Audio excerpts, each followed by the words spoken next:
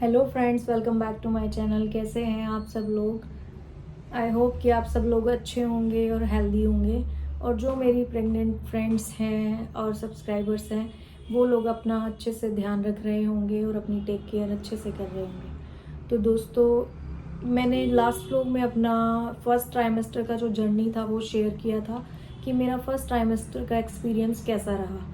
इस वीडियो में मैं आपको शेयर करने वाली हूँ कि मेरे जो फर्स्ट ट्राइमेस्टर में फर्स्ट 3 मंथ्स में जो जो मेरे ब्लड टेस्ट एंड अल्ट्रासाउंड्स हुए थे वो कौन कौन से हुए थे और क्या रहा था उनका रिज़ल्ट। क्योंकि मेरा जो फर्स्ट ट्राइमेस्टर का एक्सपीरियंस रहा था वो बहुत ही अप्स एंड डाउन्स थे उसमें, और स्ट्रेसफुल था मेरा फर्स्ट ट्राइमेस्टर। तो इस वीडियो में आप देखें कि मैंने कौन कौन से ब्लड टेस्ट कराए थे और मुझे कैसे पता चला था कि मैं एक्सपेक्टिंग हूँ। तो अगर फ्रेंड्स आप मेरे चैनल पर न्यू हैं तो मेरे चैनल को सब्सक्राइब कर लें और अपना ढेर सारा प्यार दें। वीडियो को लाइक, कमेंट और शेयर ज़रूर करें। सो फ्रेंड्स, अगर अभी तक आपने मेरा फर्स्ट ट्राइमेस्टर का जर्नी नहीं देखा है तो आप एक बार ज़रूर देखें और उसमें आपको पता चलेगा कि मेरा स्ट्रेसफुल जर्नी क्यों था। तो लिंक मैं डिस्क्रिप्शन में दे दूँगी, वहाँ पर जाकर आप देख सकते हैं। तो फ्रेंड्स, चलिए शुरू करते हैं। अब बात करते हैं कि मुझे फ़र्स्ट टाइम कैसे पता चला था कि मैं प्रेग्नेंट हूँ या एक्सपेक्टिंग हूँ। तो उसके लिए क्या था, मैंने पहले घर पे ही टेस्ट किया था क्योंकि मेरे पीरियड्स रेगुलर रहते हैं, और बट इस बार मेरे पीरियड्स थोड़े से 4 to 5 डेज़ अप हो गए थे। और तो मुझे थोड़ा डाउटफुल लग रहा था और थोड़ा लेज़ीनेस बॉडी में ज़्यादा रहने लगी थी। तो मुझे लगा कि कुछ डाउट है। तो मैंने पहले आफ्टर 5 डेज़ घर पर ही प्रेगनेंसी किट मंगवाई और टेस्ट किया। तो उसमें 2 पिंक लाइन्स थी, मीन्स पॉजिटिव आ रहा था मेरा प्रेगनेंसी टेस्ट।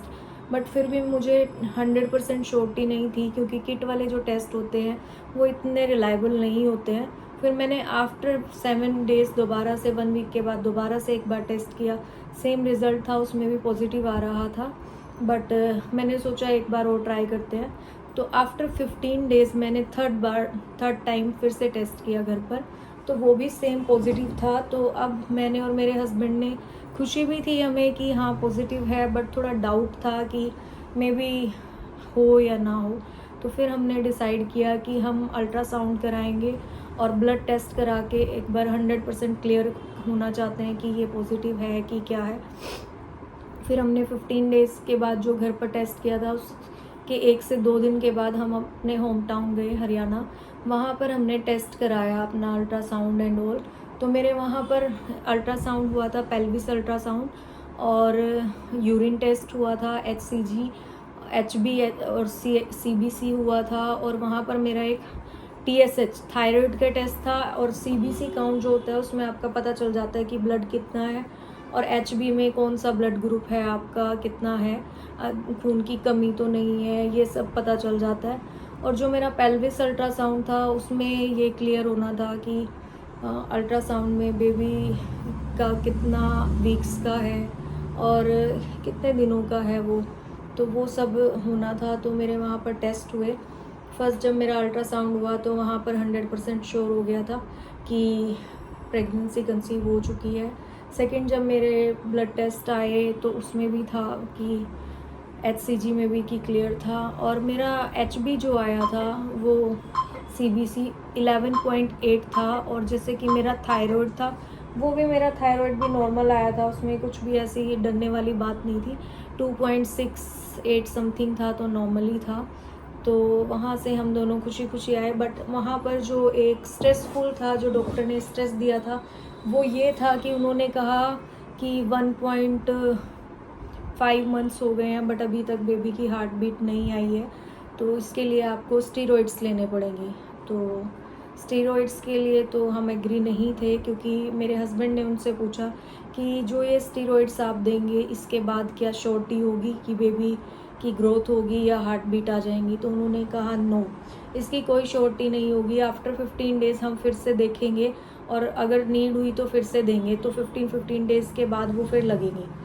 बट फिर हमें यही था कि हमें ये स्टीरॉइड्स के बिहाफ पर बेबी नहीं चाहिए, हम देखते हैं अभी थोड़ा दिन वेट करेंगे उसके बाद। तो हम वहाँ से आ गए थे। फिर उन्होंने मेडिकेशन और स्टीरॉइड्स वगैरह लिख के दिए, बट हमने वो नहीं किया, वहाँ से स्किप कर दिया डॉक्टर। वो वहाँ की जानी मानी काफ़ी अच्छी गायनी है, बट हमें वहाँ पर ट्रस्ट नहीं हुआ, और जैसे मन से होता है, इंट्यूशन होता है, वो अच्छा नहीं था मेरा, तो मैंने वहाँ से स्किप कर दिया। वापस बैक टू दिल्ली। स्ट्रेस था बहुत ज़्यादा कि मेरी फ़र्स्ट प्रेगनेंसी थी और पहले ही आपको ये सुनने को मिल जाए, तो बहुत ज़्यादा स्ट्रेसफुल था। फिर हमने सोचा कि 15 डेज़ हम वेट करेंगे, और आफ्टर 15 डेज़ के बाद या 10 डेज़ के बाद हम किसी अदर डॉक्टर को, गायनी को कंसल्ट करेंगे। तो फिर हमने दिल्ली में ही डॉक्टर पता किया, तो वहाँ पर मैंने दिखाया, तो उन्होंने मुझे कुछ ब्लड टेस्ट और अल्ट्रासाउंड लिख के दिया कि आप ये कराओ और फिर मुझसे आके मिलो नेक्स्ट वीक।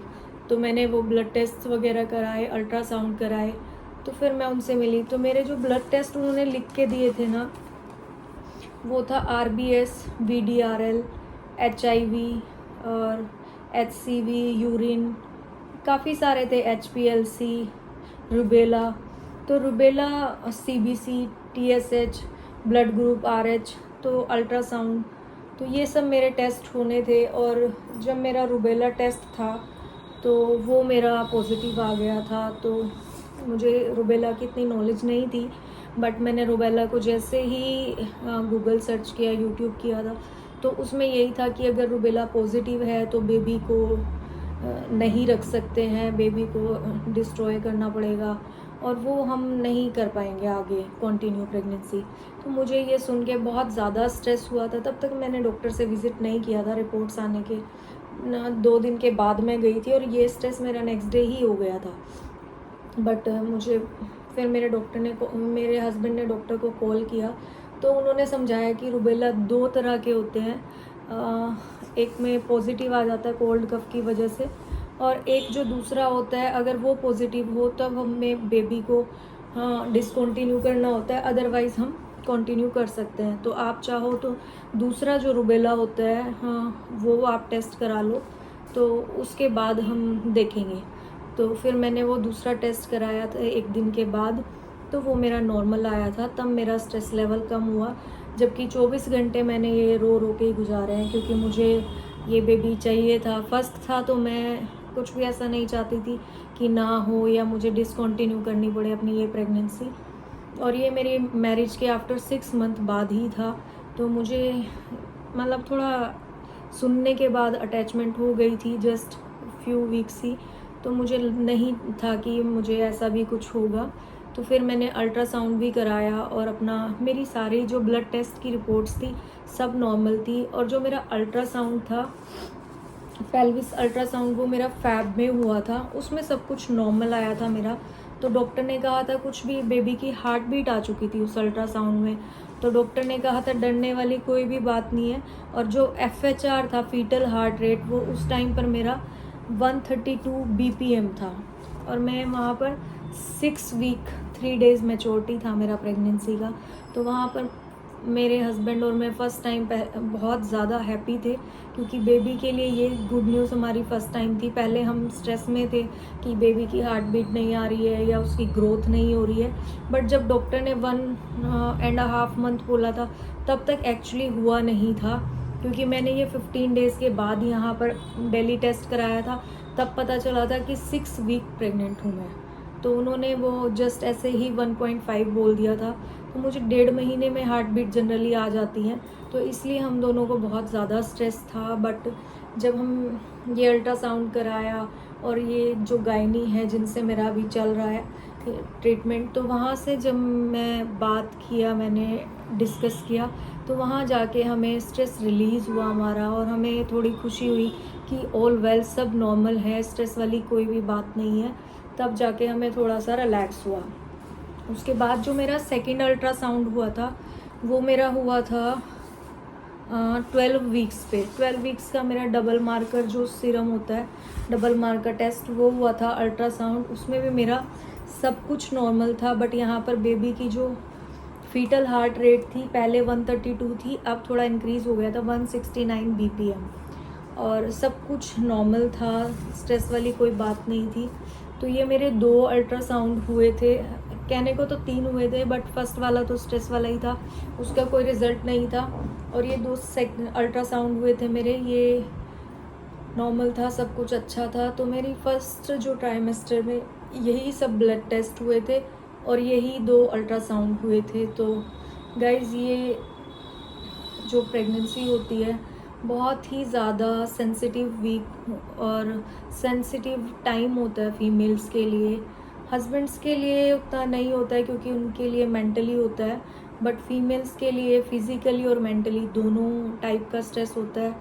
तो इसमें मेरे फर्स्ट ट्राइमेस्टर में मेरे हस्बैंड का बहुत ज़्यादा सपोर्ट था मुझे मेंटली पीस देने के लिए और स्ट्रेस फ्री रखने के लिए, क्योंकि जो मैंने बताया था कि फर्स्ट ट्राइमेस्टर में मेरा टेस्ट वाइज और वैसे भी काफ़ी ज़्यादा मेरी तबीयत ख़राब थी, वीकनेस थी। तो उस सब की वजह से मैं बहुत ज़्यादा परेशान थी, स्ट्रेस में थी। तो मेरे हस्बैंड ने मुझे बहुत ज़्यादा सपोर्ट किया है मेंटली एंड फिज़िकली भी कि सब सही हो जाएगा, परेशान मत हो, मैं हूँ। और ये तो क्योंकि आप ये सारी चीज़ें हम किसी से शेयर नहीं कर पाते हैं, बट एक हस्बैंड होते हैं जिनको आप खुल के सब कुछ शेयर कर सकते हैं और आपके हस्बैंड हैं जो आपकी बातें सुनते भी हैं। इस मामले में मेरे हस्बैंड बहुत हेल्पफुल हैं और बहुत ज़्यादा केयरिंग और सपोर्टिंग है कि वो मेरी बातें सुनते भी हैं और उनको थोड़ा सॉर्ट आउट करने की कोशिश भी करते हैं। आई होप कि हर फीमेल को एक सपोर्टिव हस्बैंड मिले ताकि वो अपनी जर्नी इजीली हैंडल कर पाए और इन्जॉय कर पाए। तो फ्रेंड्स, आई होप ये वीडियो आपको अच्छा लगे और वीडियो को लाइक और शेयर ज़रूर करें, अपना प्यार इसी तरह से बरसाएं। जल्दी मैं नेक्स्ट वीडियो में अपनी सेकेंड ट्राइमेस्टर की जर्नी शेयर करने वाली हूँ कि मेरा सेकेंड ट्राइमेस्टर का जर्नी कैसा रहा। तब तक के लिए बाय, टेक केयर। मिलती हूँ जल्दी आपसे नेक्स्ट वीडियो में।